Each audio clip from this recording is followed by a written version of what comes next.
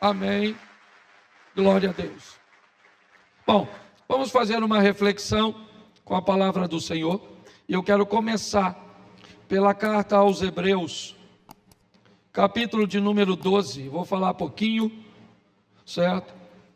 Verso 14. Eu gosto bastante de ler aqui com vocês, para que vocês vejam, né, o que está escrito e tire também as suas conclusões. Deixa eu falar algumas coisas que provavelmente eu vou repetir bastante de agora em diante. O meu propósito como pastor é estabelecer um nível de caminhada autônoma. O meu propósito como pastor é ter a possibilidade de treinar pessoas que sejam aptas a viver um evangelho de fato lá fora. Eu não tenho nenhum propósito nem intenção de criar uma dependência. Não foi esse o evangelho que eu fui treinado. Eu fui treinado com um pastor que nunca me deu muita atenção. Não. Eu nunca fui paparicado por pastor.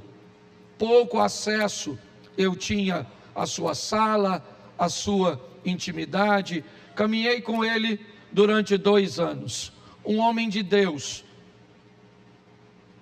Confesso a você que eu não tenho isso para falar do caráter daquele homem, mas ele me ensinou a sobreviver em qualquer lugar. Ele me ensinou a me comportar, me dando a oportunidade de viver o evangelho de fato lá fora. Para mim, todo o evangelho, não que ele não precise de nenhuma supervisão, mas todo o evangelho que precisa o tempo inteiro ser supervisionado, ele foi mal entregue. Ele não criou nas pessoas uma preparação. Eu vou procurar repetir bastante isso, porque nós temos uma grande preocupação do nível de mensagem que sai do culto e que ele seja o suficiente. É lógico que é amparado por ministérios, por escolas, mas que ele seja o suficiente para fazer com que você viva uma vida de fato lá fora.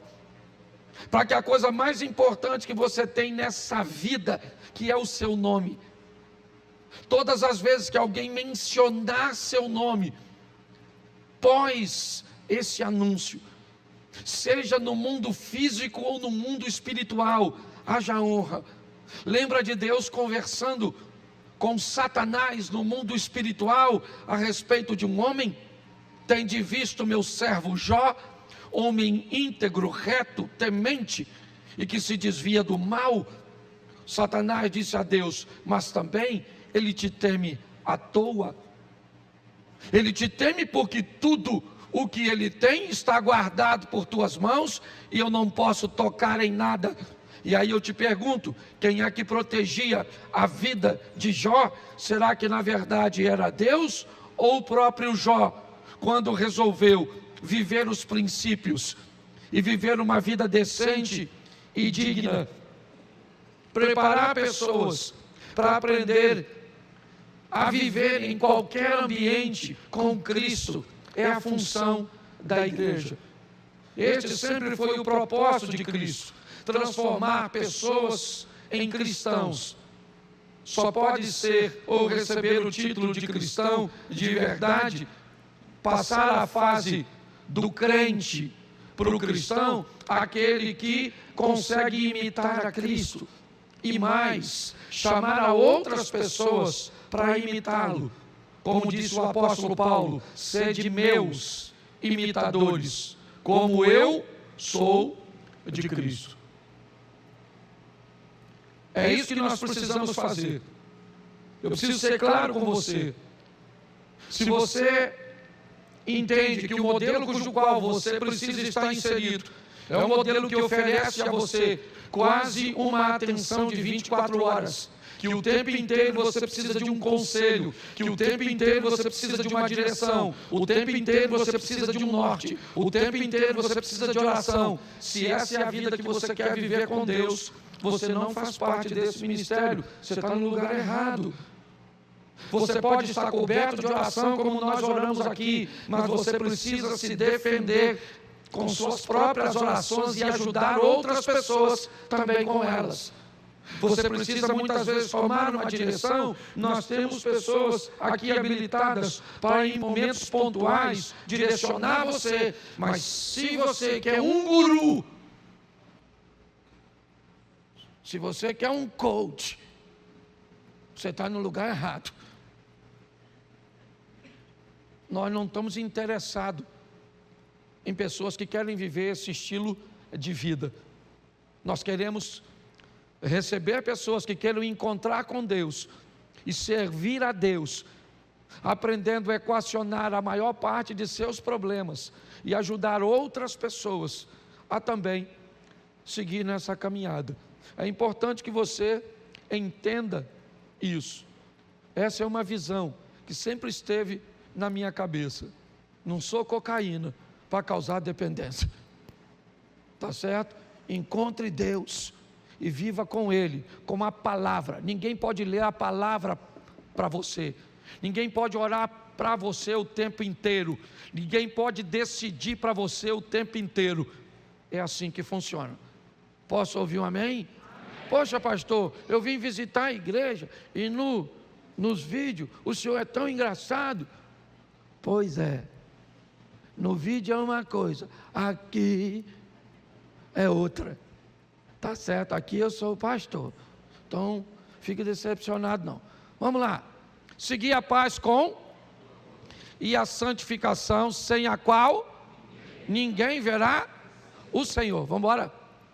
Atentando diligentemente, porque ninguém seja faltoso, separando-se da graça nem haja alguma raiz de amargura que brotando vos perturbe, e por meio dela muitos sejam contaminados. Verso: nem haja algum impuro ou profano, como foi Esaú, o qual por um repasto vendeu o direito de primogenitura. Pois sabeis também que posteriormente, querendo herdar a bênção, foi rejeitado, pois não achou lugar de arrependimento, embora com lágrimas o tivesse buscado. Feche seus olhos. Senhor nosso Deus e Pai, em nome de Jesus, eis aqui a Tua palavra.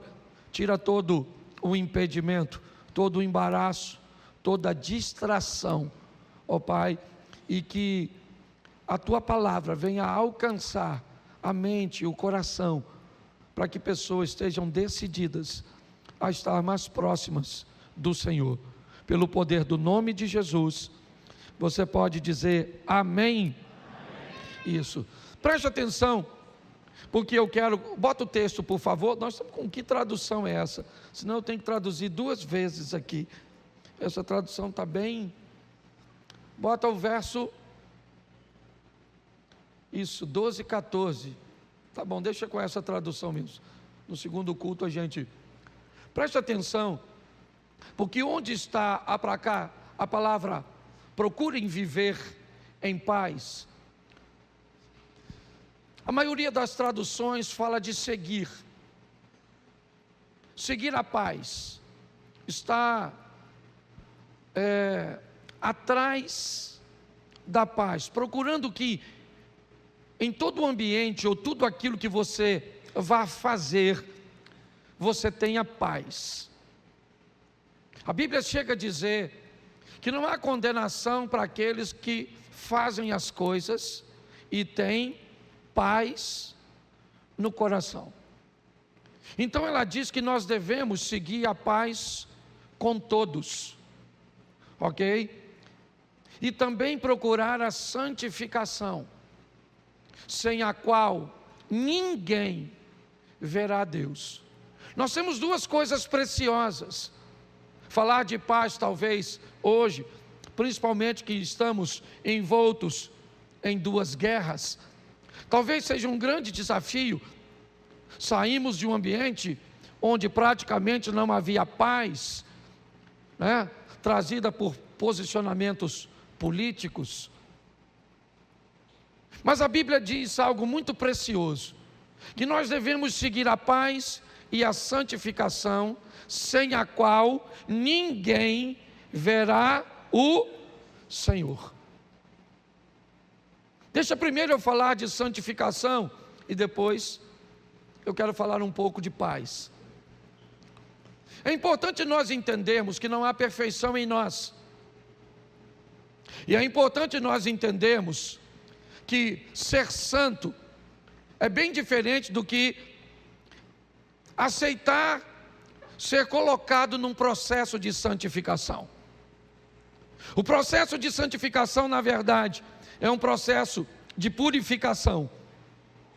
É um processo cujo qual nós entramos para irmos melhorando ao longo do nosso relacionamento com Deus. Algumas pessoas confundem isso e dizem: agora que você está na igreja, você acha que você é santo? Não, eu não acho que eu sou santo. Eu tenho certeza que eu entrei num processo de santificação, onde à medida que eu for me relacionando com a palavra, me relacionando com a oração, me relacionando com pessoas que conseguiram e já estão em lugares que eu planejo estar daqui a alguns meses, daqui a alguns anos, isso me faz ter a consciência de que eu estou inserido num processo de santificação.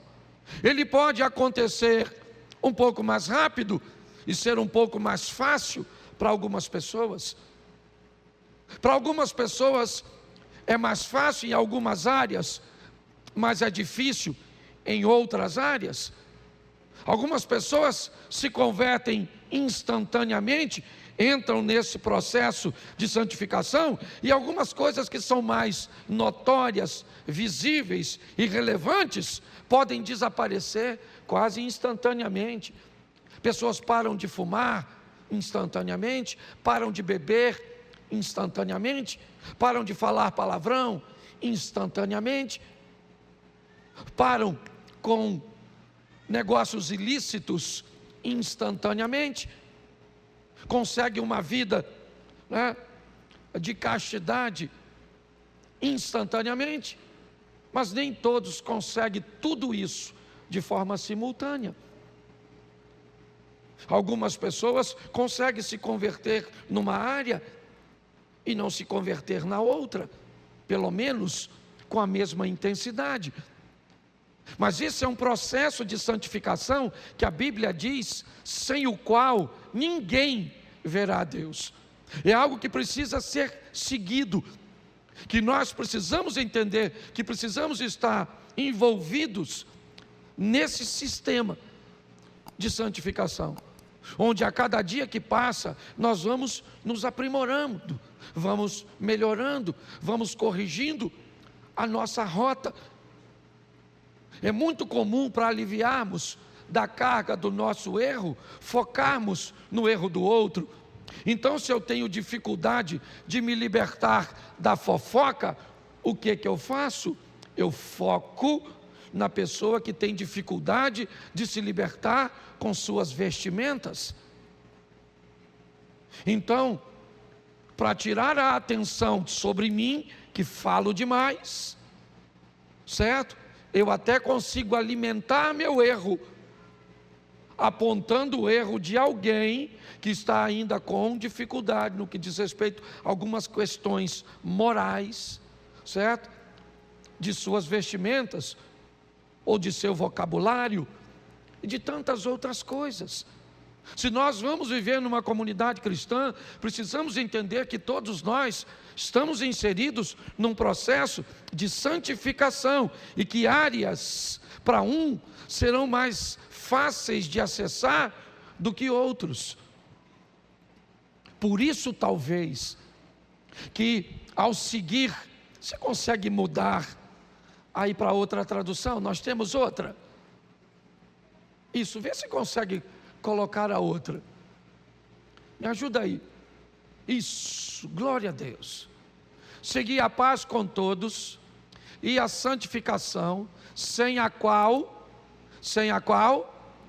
então repita assim: sem santificação, ninguém verá a Deus, e nesse ninguém, eu estou incluído.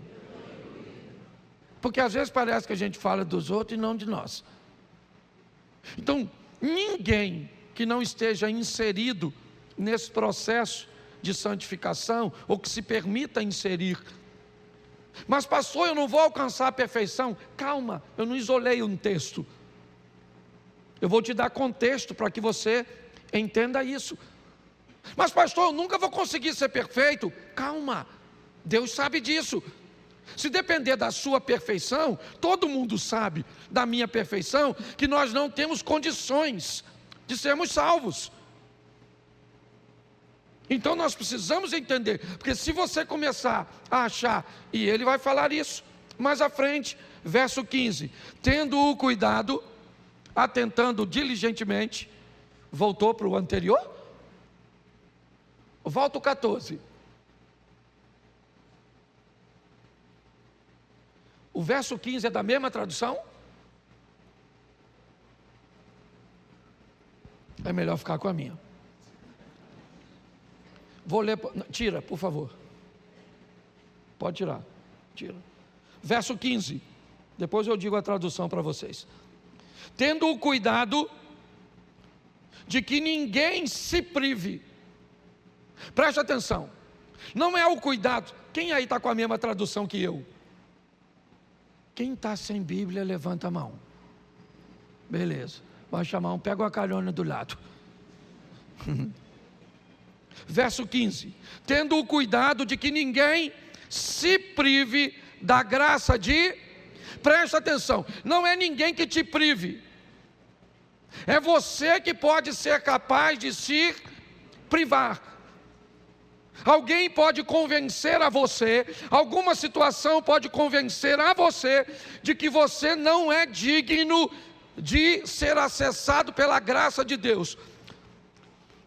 A Escrita está dizendo, você tem que ter o cuidado para que você não se sinta indigno de receber a graça de...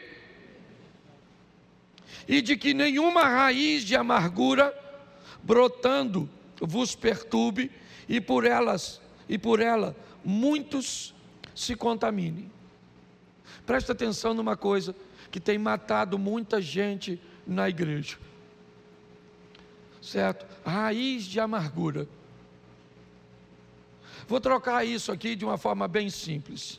Alguém fez algo com você, te ofendeu, te magoou, te humilhou, criou problema para você, e você não conseguiu se curar. Isso enraizou dentro de você, deixou você amargo, e não contaminou apenas você. O texto diz que ele brotou em você, te perturbou, e eu aprendi uma coisa. Aliás, eu vou logo avisando a igreja, o próximo ano nós vamos ter na igreja psicólogo e mais psiquiatra. É porque eu já estou descobrindo que não tem demônio que não consegue fazer com as pessoas. Eu escuto coisa que eu tenho certeza que talvez nem um demônio seja o culpado, que o demônio não andaria com gente tão ruim. Eu brinco dizendo que tem gente que, se o diabo me pedir referência para levar, eu não dou. Porque eu estou chegando na conclusão que nós temos, isso é verdade, não é só aqui na igreja não, nós já temos pessoas que ainda não são maduros o suficiente emocionalmente e espiritualmente para entender que tem problemas, e que às vezes tomar um remedinho, um tarja preta. Quem aqui já toma? Levanta a mão comigo. Isso, eles já são os doidos, eu também tomo, de vez em quando eu tenho que tomar umzinho, certo? Mas eu preciso que você entenda isso, porque se nós não cuidarmos, gente, pensa no lugar desafiador à igreja. Eu preciso preparar você para lidar para a igreja. Igreja tem mentiroso, fofoqueiro, falso? Tem? Pois é. Tem gente que bate nas suas costas e fala: a paz do Senhor, e desce o cacete em você. Tem ou não tem? Tem. Se você não encontrou, aguarde. Uma hora vai cruzar seu caminho, mas não pode abalar a sua fé, nem colocar no seu coração nenhuma raiz de amargura. Você é livre, ninguém pode contaminar você. O texto está dizendo claramente que algumas pessoas, certo, com raiz de amargura, acabam ficando perturbadas, e por essas pessoas perturbadas, muitas pessoas são contaminadas. E nós precisamos viver no meio de tudo isso. Eu confesso que quando eu me converti, eu achei que a igreja era um pedaço do céu. Depois da minha conversão, eu descobri que ela era o finalzinho sim do inferno. Eu estou falando sério. Então, se você não gosta de viver nesse ambiente desafiador, com gente que está em processo de santificar, seu lugar não é igreja. Igreja não é lugar de gente perfeita. Igreja é lugar de gente que está lutando. E umas estão lá na frente, outras estão no meio do caminho, outras estão lá atrás, e nós temos que aprender a conviver com todas elas. Tem gente boa na igreja? Tem gente séria? Gente que caminha com Deus? Claro que tem. Gente que já está lá, você olha nas costas, está brotando asa. Mas tem gente que você olha para a cabeça, ainda está diminuindo o chifre.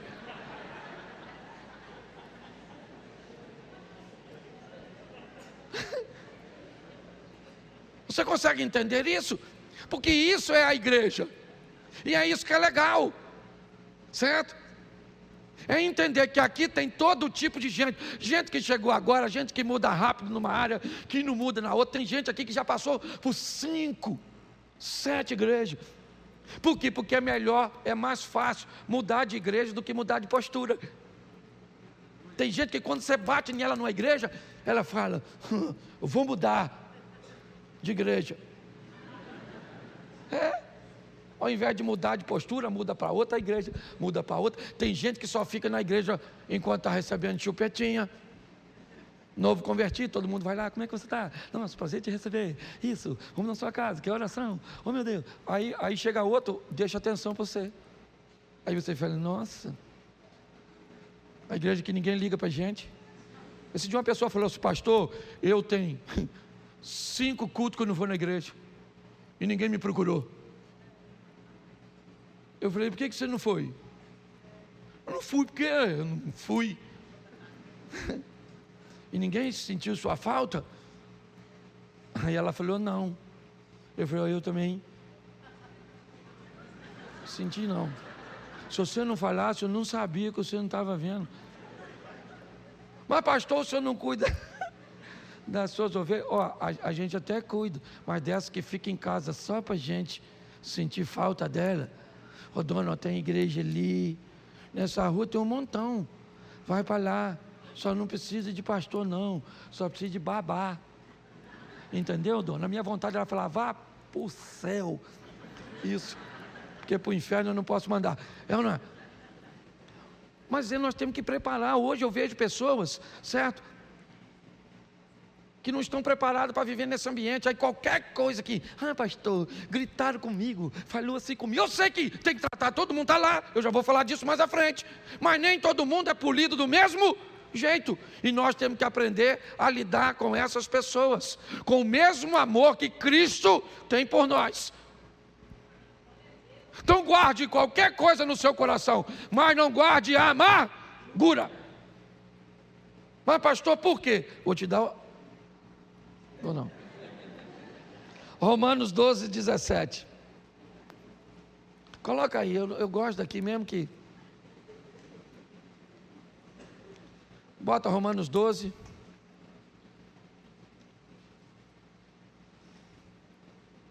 Pode deixar aquela tradução mesmo, não tem problema não. 12, 17.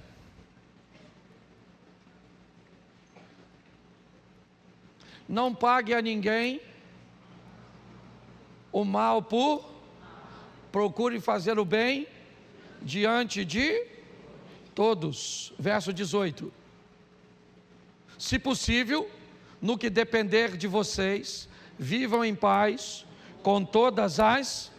Preste atenção nesse texto, ele é muito precioso. Ele diz para eu não pagar o mal com o...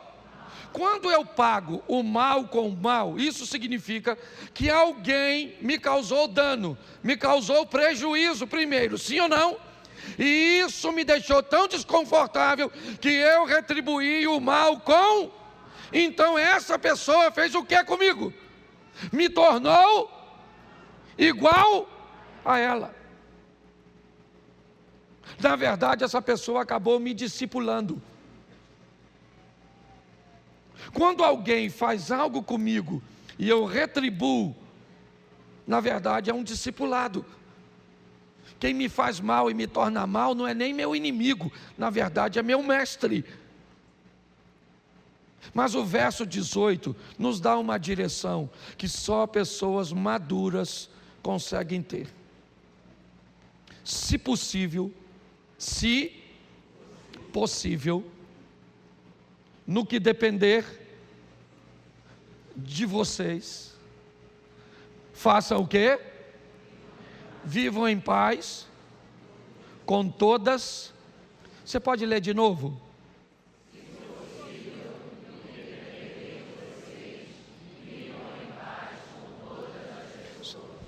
Fala para mim o que esse texto na verdade quer dizer. Que nem sempre será possível viver em paz com todos. No que depender de mim, no que depender de você, nós vamos procurar a paz com todas as pessoas. Mas tem ocasiões que a paz pode não depender apenas de nós. Você quer ver um texto que pode trazer um entendimento bom para isso? Depois a gente volta. Salmo 34, verso 19.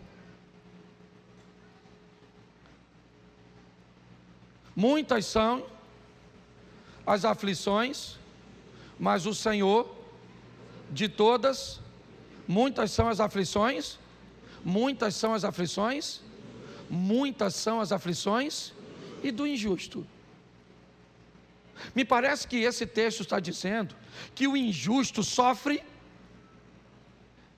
menos que o justo. Muitas são, vamos usar o exemplo simples aqui, não quero entrar nisso, mas da guerra. Qual é a diferença dos terroristas? Não confunda terrorista com palestino, por favor. Quando você vê alguém com a bandeira da Palestina, certo, defendendo a Palestina, por favor, nós temos que defender os palestinos, ok? Não confunda terrorista com palestino, entenda isso, por favor. Eu estou vendo gente falando tanta besteira, então entenda. Terrorismo, Hamas aqui, ok? Tá, Israel aqui. Você pode notar que estão cobrando de Israel um corredor humanitário. O que é isso? Um local seguro por onde os civis inocentes palestinos possam passar em segurança para o Egito. Sim ou não? É só isso. Isso é um corredor humanitário. Certo? Nós somos a favor disso. Entenda bem, qual é o problema disso? O problema é que nós temos um Estado de Direito chamado Israel, que tem leis, que obedecem normas, que tem que trabalhar com justiça. Do outro lado nós temos um grupo extremista, radical, terrorista, que não é reconhecido como Estado de Direito, que assim que tomou posse, acredito que em 2007, matou todos os políticos contrários, exterminou todos os outros partidos contrários. E aí você olha e diz: mas pastor, eu não entendo, porque estão cobrando tanto de Israel e estão cobrando tão pouco do Hamas. Porque muitas são as aflições o justo tem que agir com humanidade, ele tem que agir com justiça, ele tem que estar dentro de princípios, e o outro não tem princípios. É só isso. Basta você tentar viver de forma justa, e vai ser mais difícil para você. Porque para você ser justo, se tem seu superior perto de você ou não, você trabalha do mesmo jeito. E alguém vai deixar coisa nas suas costas, às vezes. Mas você é justo, e para você fica mais pesado. Por isso que a Bíblia diz: mas o Senhor nos livra de todas essas aflições. Vinde a mim, todos vós que estáis cansados e sobrecarregados. Nós precisamos entender: viver de uma forma justa num ambiente injusto é lógico. É lógico. Tenta falar de justiça na sua classe de aula. Tenta falar. Tenta viver de forma justa num casamento, e vai ver o que as pessoas vão te chamar de bobo, disso, daquilo outro. O que ele está dizendo é isso. E aí eu preciso voltar para mostrar a vocês uma coisa muito preciosa. Preste atenção. Volta lá no 18, por favor. Romanos 12, 18. Então, se possível, no que depender de vocês, vivam em paz com todas as... Não vai dar para viver em paz com todos, porque a aflição do justo. Se o justo está aflito, ele está em paz? Não, ele está aflito. E por quê? Aí o salmista explica isso no Salmo 120, verso 6. Coloca, por favor.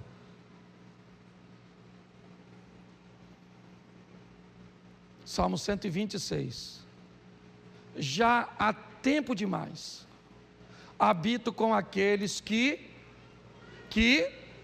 seguia a paz com, mas tem gente que odeia verso 7. Quando porém eu falo, eles teimam pela guerra. O cara que escreveu isso é judeu, me parece que está entre árabes e bárbaros nessa ocasião, está envolto num ambiente altamente hostil, onde ele planeja ter paz, mas não consegue. Há uma justiça que ele quer praticar, mas isso incomoda. Nós temos que estar preparados para esse embate, porque senão já nós estamos pagando o mal com o mal. Já nós estamos com a raiz de amargura, certo? Criando no nosso cotidiano, no nosso ambiente, um ambiente totalmente degradado, ruim de viver. Então eu preciso entender: eu quero viver de forma justa, quero. O que eu tenho? Um pouco mais de aflições, mas o que eu tenho? Um esconderijo do Altíssimo. A sombra do Onipotente é onde eu vou descansar. Eu tenho um ambiente que eu posso trocar de fardo. Vinde a mim todos vós que estáis cansados e sobrecarregados, me dê seu fardo e que eu te devolvo outro. É a garantia. Nós precisamos treinar pessoas para isso.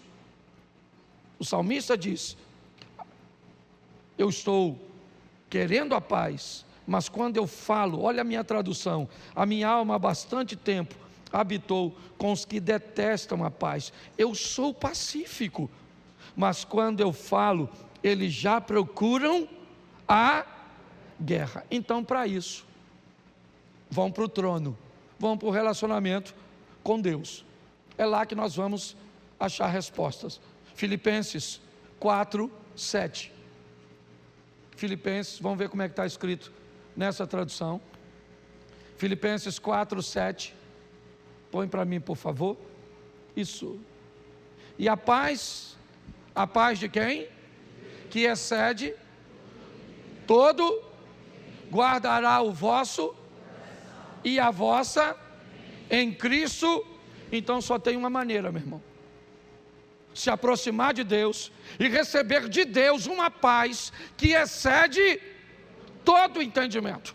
Quando seu marido tentar descobrir porque a senhora está em paz, ele não entende, sua esposa não entende, seus filhos não entendem, seus pais não entendem, seus amigos não entendem, as pessoas não vão conseguir entender, porque você se aproximou de alguém, certo? Que deu a você uma paz que excede todo o entendimento, e esse Deus de paz guardará o vosso coração e a vossa mente em Cristo Jesus. A segurança é isso. Nós estamos caminhando para um tempo desafiador, difícil. Pastor, tá bom, tá jóia, eu estou conseguindo entender, mas como é que eu consigo receber isso? Entendendo que há um modelo que nós não gostamos muito. Ele é descrito em Mateus 16, 24. Vou estar no meio de gente que não quer paz, vou precisar acessar a paz que excede todo o entendimento, certo?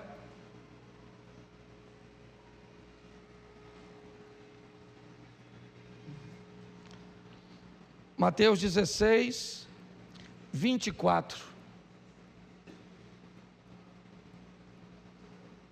Então disse Jesus aos seus discípulos: se alguém quer o quê? Quer o quê? Vir após mim, a si mesmo se tome a sua e presta atenção. Desde o início eu estou falando: segui a paz com todos. Segui. Presta atenção, a proposta do Evangelho é: venha atrás de mim. Venha atrás de mim. Mas pastor, eu não posso me perder. Não, olha a garantia. Jesus disse: eu sou o caminho. Ele disse: aquele que quiser vir após mim, eu vou à frente, Cristo vai à frente, eu vou atrás, e por trás de mim, disse o profeta, quando estiveres no caminho, é uma tradução simples, e correr o risco de se desviar, ouvirá por detrás de você uma voz dizendo o quê? Este é o caminho, andai nele, não se desviai nem para a direita, nem para a esquerda. A proposta é: Cristo vai à frente. E por que é difícil? Porque quem vai na frente dita duas coisas. Quais são? Direção e velocidade. Por que é ruim andar atrás de Cristo? Porque às vezes Ele vai por lugares que nós não estamos a fim de ir, e às vezes Ele vai numa velocidade que nós não queremos. Às vezes nós gostaríamos que Ele fosse correndo, e Ele não vai. Às vezes vai fazendo assim, ó.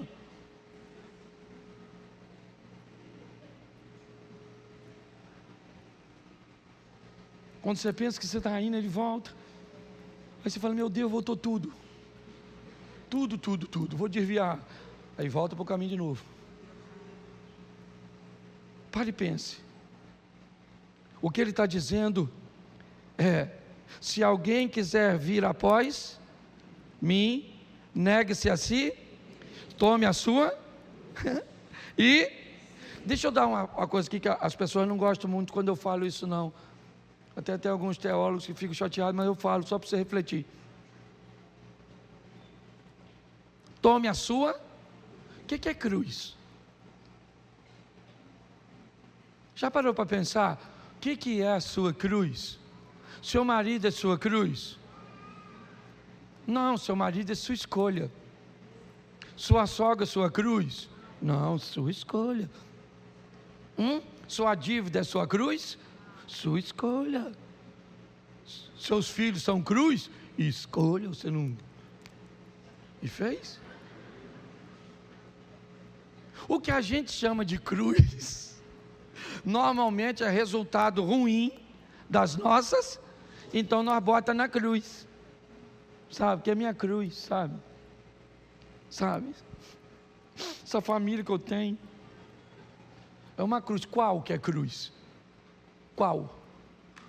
A que você formou, a que você nasceu, a que você nasceu até para dar para entrar na cruz, porque você não pediu para nascer, mas a que você escolheu, cruz nada, é escolha mesmo. Então deixa eu falar, a cruz é para quem carregar? Não é para você? A sua cruz quem é que carrega?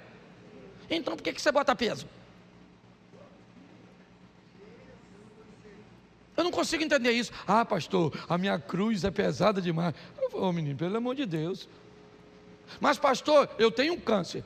Aí não é cruz, a não ser se for pulmonar por causa do cigarro.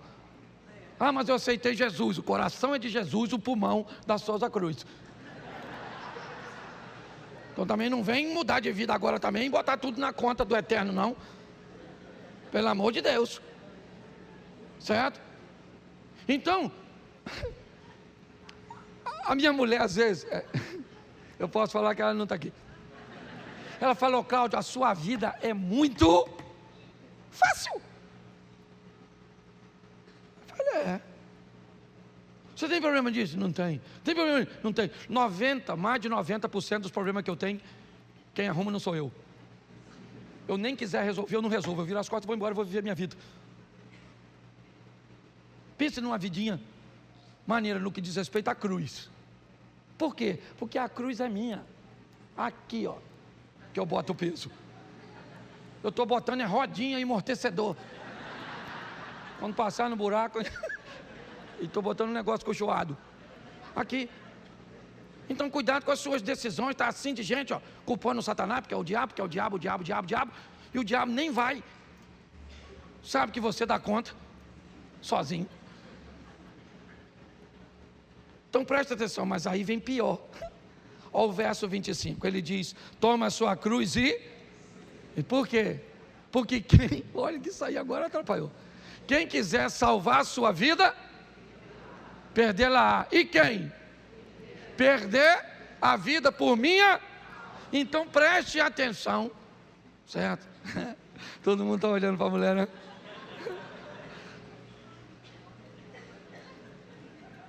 Isso. O nome disso é livramento. Isso é a paixão da minha vida. Então preste atenção aqui rapidinho, que eu não posso demorar não. Você consegue entender nessa dimensão de vida com Deus? A Bíblia diz que se eu quiser ganhar a vida, eu tenho que perder. Eu tenho que entregar minha vida para Cristo, para o Evangelho, para melhorar a vida de outras pessoas. Mas se eu tentar ganhar a vida, eu perco. Esse modelo de perder para ganhar é muito desafiador, porque nós estamos num mundo onde nós queremos ganhar o tempo todo. Então eu não quero perder nada, não quero perder. Numa discussão eu não quero perder nada. Entendeu? Não quero perder. Às vezes você está acostumado a sentar num lugar na igreja. Alguém chegou mais cedo, sentou na sua cadeira, tem uma do lado.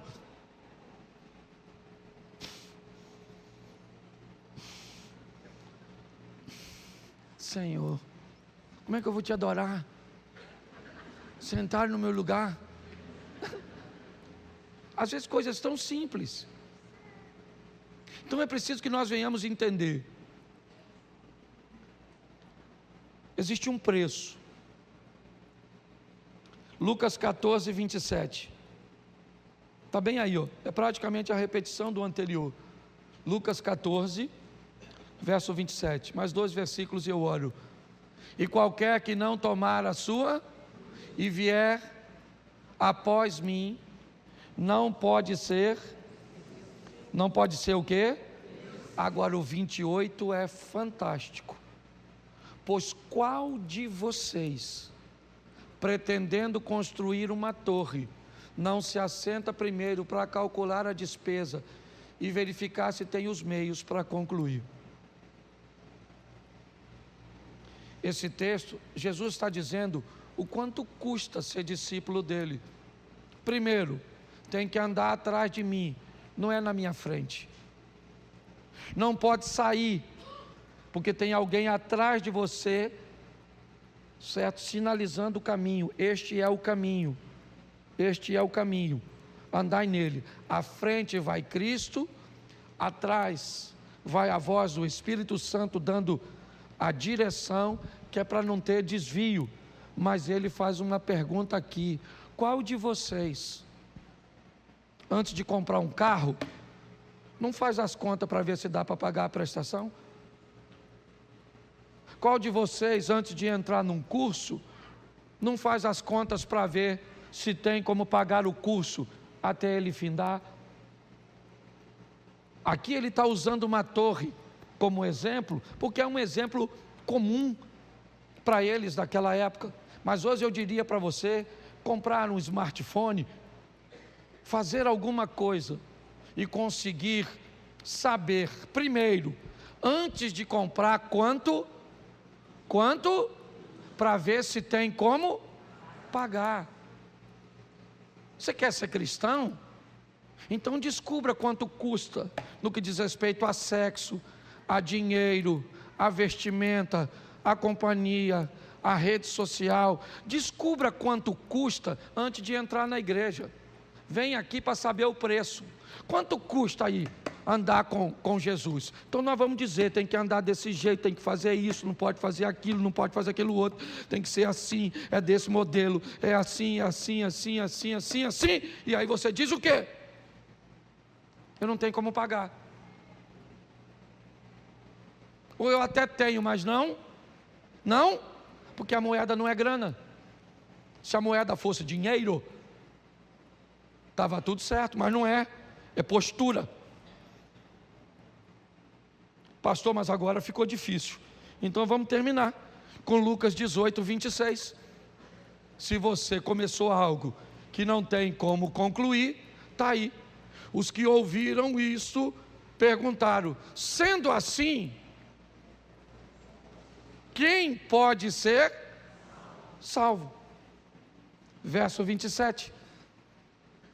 Mas ele respondeu: os impossíveis dos homens são possíveis para...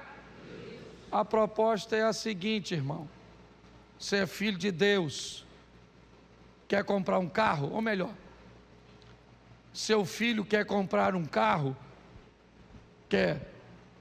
Ele trabalha? Sim. Ganha pouco?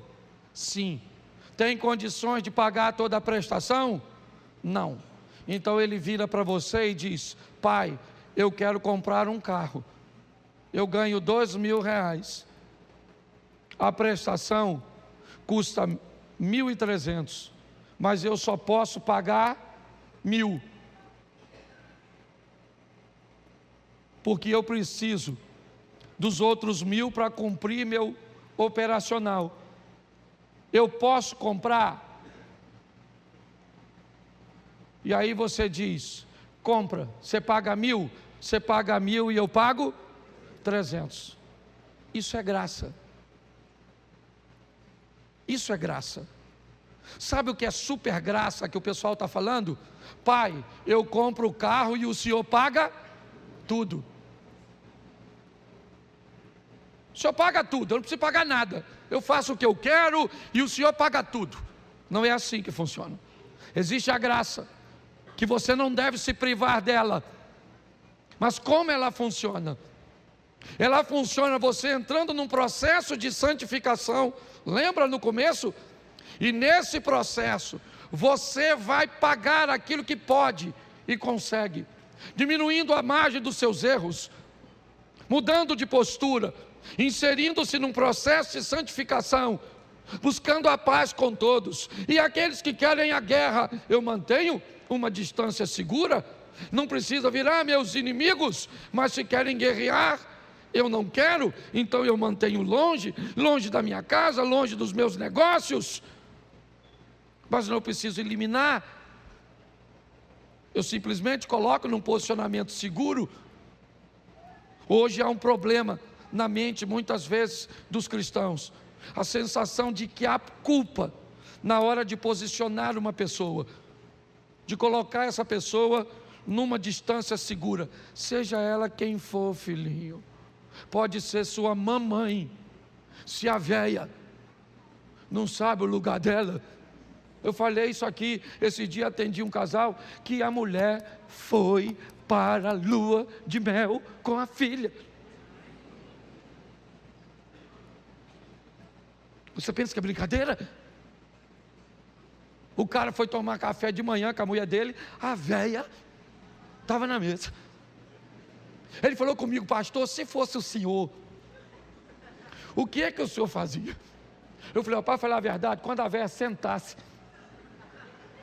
eu ia começar a contar para ela tudo que eu fiz com a filha dela. Que eu queria ver se no segundo dia ela não pegava a vassoura dela e voava para a floresta. Porque tem gente, tem gente que sequer é capaz de ter bom senso. Nós temos que entender isso. Então, aqui não é perfeição. Aqui Jesus disse: olha, o que é impossível para o homem, que é se salvar, se torna possível através da graça. Uma graça onde você entra num processo, ok? E ali você vai evoluindo nesse processo, e se ficar alguma coisa sobrando para pagar, a graça cobre. Tem recurso na graça. Então, aqui ninguém é perfeito. Agora, aqui também não é lugar de se esconder para ficar fazendo o que não deve. Vamos sair daqui para ser crente. Vamos sair daqui para que o nome do Senhor seja glorificado através da nossa vida. Vida, vida, vida, vida, vida.